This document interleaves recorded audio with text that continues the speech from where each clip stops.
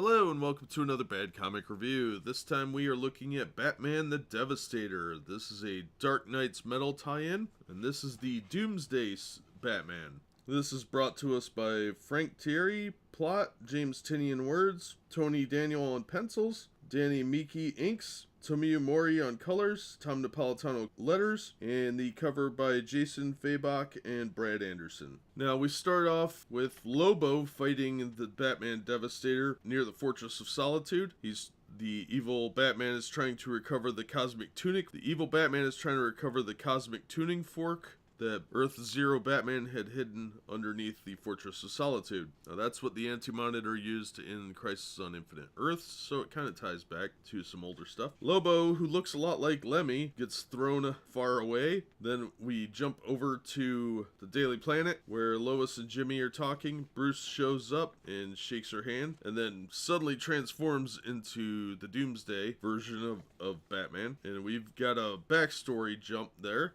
where we get a lot more information that Earth -1's Metropolis was destroyed by Superman, who had been corrupted. They never figured out how or what happened, but Batman had to use the Doomsday virus, a variation of it, to take down Superman, and unfortunately he had to kill him. And he mutated the city, or started to, but it was too late. The planet was ending, because that's how the multiverse planets seem to go, is after a certain point, after some nightmare scenario, they just kind of die out. Well, that's when the Batman Who Laughs showed up and explained what was going on, and that Superman was creating a false sense of happiness and hope in Earth Zero, and this Devastator Batman knew that to be a lie, so he was willing to go help destroy that Superman. We cut back to Earth Zero. Kara, Superwoman, Red, I missed that storyline, and Guardian have shown up to try and fight Batman Devastator, but it's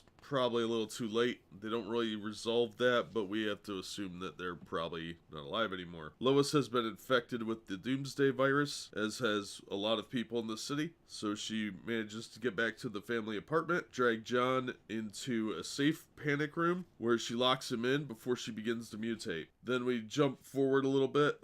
Devastator Batman taking the Cosmic Tuning Fork to Challenger Mountain in Gotham City, and that's pretty much the end of the story. Now, I've kept it pretty simplistic for a reason. It's a very straightforward story, first of all. Second of all, telling you too much, I would have to basically narrate the whole book, because the book is mainly a narration story. It's somebody telling you something, and events are happening as kind of a visual filler, if you will. It's very well done, and it's a very interesting story of a very evil Batman, and it adds a lot of material to the main Dark Knight's Metal storyline. Like, we are now understanding not only the background of this character, but he's also doing something. He's retrieving the tuning fork antenna and taking it to Gotham. So we're gonna find, if we see that in the Dark Knight's Metal tie-in, which I haven't read issue 4 yet, then we'll know why it's there and how it got there. And we also learn more about what's happening to Metropolis. Overall, a real fun book. The art's good. The action is very good. There's a lot of good angles in here. It's not flat and boring like too many comics are now. I recommend checking this out. All these one-shots are great tie-ins to Dark Knight's Metal. A lot of times they release these